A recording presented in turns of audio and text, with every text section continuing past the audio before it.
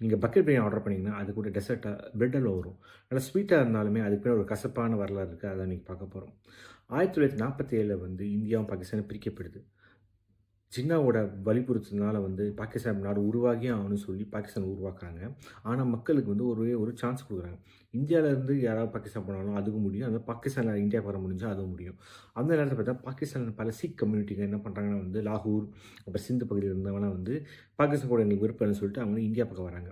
இது மாரி பல மில்லியன் மக்கள் வந்திருக்காங்க. கிட்டத்தட்ட பார்த்தீங்கன்னா வந்து பல பேர் இந்த வர பாதையில வந்து இறந்தும் செய்றாங்க. இத உலகத்தின் மிகப்பெரிய பீப்பிள் மைக்ரேஷன் அப்படி சொல்றாங்க. இவ்வளோ லட்சம் பேர் வந்து இந்தியாவுக்கு வந்திருக்காங்க. ஆனா இந்தியாவும் அதே மாரி இப்ப தான் புதுசா சுதந்திரம் அடைஞ்சிருக்கு. இந்தியாகிட்டயும் வந்து பெரிய அளவுல இடங்கள் இல்ல இந்த மாரி மக்கள தங்க வைக்கிறதுக்காக. அப்ப பிரிட்டிஷ் கவர்மெண்ட் என்ன பண்றாங்கன்னா வந்து நெறைய இடத்துல கேம்ப்ஸ் செட் பண்ணி வர மக்கள வந்து அங்க தங்க வச்சு அவங்களுக்கு தேவையான உணவுப் பொருட்கள் எல்லாம் குடுத்து சமாளிக்கிறாங்க. ஆனா என்ன பிரச்சனைன்னா, அப்பந்தான் வந்து 2ஆம் உலகப் போர் முடிஞ்சதுனால அவங்ககிட்டயும் நெறைய உணவு தட்டுப்பாடு இருந்துச்சு. ஆனா, அப்போ 2ஆம் உலகப் போருக்கு வந்து சோல்ஜர்ஸ்க்கு வந்து குடுக்கப்பட்ட ரேஷன்ஸ் இருக்குல்ல, அது நெறைய பொருட்கள் வந்து பிரிட்டிஷ்கிட்ட இருந்துச்சு. அதுல ஒரு முக்கியமான ஐட்டம் என்னன்னா பிரெட். இந்த பிரெட் வந்து நம்ம சாப்பிடுற சாதாரண பிரெட் மாரி இருக்காது. கல்லா இருக்கும். தண்ணீல முக்குனா கொஞ்சம் சாஃப்ட்டா இருக்கும். அத சாப்பிட முடியும். இந்த மாரி பிரெட் வந்து நெறைய இருந்துச்சு பிரிட்டிஷ் கவர்மெண்ட் கிட்ட. என்ன பண்றாங்க, இத வந்த அகதிகள் கிட்ட சீக் கம்யூனிட்டீஸ்ல இருந்து பிரெட் குடுத்துறாங்க. கொஞ்சம் பாலும் குடுத்துறாங்க. கொஞ்சம் சுகரும் குடுத்துடுறாங்க.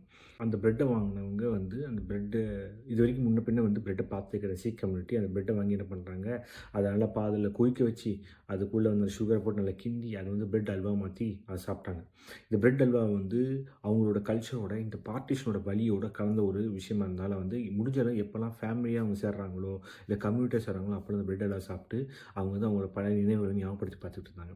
அப்புறம் பார்த்தீங்கன்னா, பஞ்சாபி தாபாஸ், பஞ்சாபி ரெஸ்டாரண்ட்ஸ் இந்தியா ஃபுல்லா பரவச்சு, உலகம் ஃபுல்லா பரவுனவுனே என்ன பண்றாங்கன்னா, இந்த பிரெட் அல்வா அவங்க கூட கூட்டு போயி, அவங்க சமைச்ச அந்த ஸ்வீட்ட மட்டும் பகிர்ந்துருக்காங்க. அதுக்கு பின்னாடி கசப்பான வரலாற வந்து அவங்க கொஞ்சம் கொஞ்சமா வந்து மறந்துட்டு இருக்காங்க.